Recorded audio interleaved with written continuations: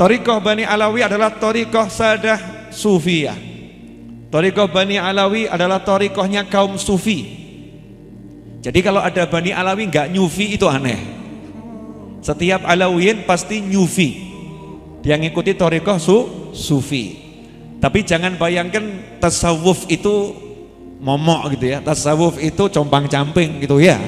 Tasawuf itu lapar sampai perutnya habis gitu ya. Tasawuf itu tidur di emperan gitu. Bukan begitu. Tasawuf atau jalannya para sufi adalah jalan yang betul-betul mengikuti Al-Quran dan Sunnah. Dikatakan syarat untuk menjadi sufi adalah memahami ilmu syariat dengan detil. Memahami ilmu syariat dengan detil, kemudian mengamalkannya. Jadi tidak mungkin ada sufi kok nggak paham ilmu sholat, ada sufi kok tidak sholat, ada sufi kok nggak paham ilmu puasa, ada sufi kok nggak puasa. Itu tidak mungkin. Kalau dalam bahasa Indonesia tasawuf diterjemahkan oleh Kiai Haji Abdullah Gimnastiar dengan nama MQ, manajemen qalbu, ya, upaya mengolah hati.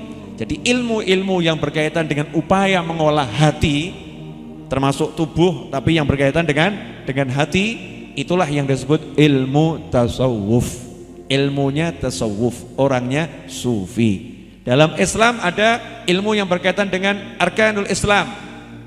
Ya, arkanul Islam. Ya, ilmu inilah yang disebut ilmu fikih. Cara sholat, cara ini. Ada ilmu yang membahas tentang sumber-sumber arkanul Islam. Ada ilmu tafsir Al-Quran. Ada ilmu tentang mustalah hadis. Zaman Nabi gak ada ilmu mustalah hadis, tapi dibuat ilmu mustalah hadis. Kenapa? Karena sumber-sumber hukum Islam itu Al-Quran dan Sunnah. Nah, biar nggak salah ngambil sumber, nggak salah memahami sumber, maka dipelajari secara mendetil. Nah, ilmu yang mempelajari mendetil Al-Quran namanya ilmu tafsir dan takwil. Ilmu yang pelajari mendetil hadis itu namanya ilmu hadis. Nah, ilmu hadis nanti macam-macam, ada mustalah hadis dan lain sebagainya. Nah, karena untuk mempelajari Al-Quran dan hadis, untuk mempelajari ilmu tafsir dan ilmu hadis diperlukan alat yang namanya bahasa. Bahasanya bahasa Arab, maka muncul ilmu tersendiri nanti. Ada balaghah, nahwu, shorof dan lain sebagainya. Munculnya ilmu-ilmu khusus di dalam Islam itu suatu hal yang wajar, karena orang zaman sekarang tidak seperti orang zaman dulu. Orang zaman dulu satu orang mampu menguasai semua ilmu. Orang zaman sekarang satu orang menguasai satu ilmu saja susah. Nah, untuk menutup kekurangan orang-orang seperti kita, maka dibuatlah ilmu-ilmu tersendiri. Nah, nanti digabungkan ilmu-ilmu itu, maka jadi kelompok orang-orang yang memahami Al-Quran dan Sunnah, saling mengisi, saling berbagi akan kelebihan ilmunya. Ahli tafsir butuh penjelasan hadis, tanya sama ulama yang mensyarahkan hadis. Hadis ini bagaimana ya? Bla bla bla bla bla bla, dipelajari sama ahli tafsir. Ahli tafsir bingung tentang satu kata dalam Al-Quran, maka dia akan belajar pada para ulama ahli bahasa. Nah, untuk ilmu-ilmu tentang ihsan, al-ihsan an ta'budullah ka'annaka tarahu fa in lam takun tarahu fa innahu yarak.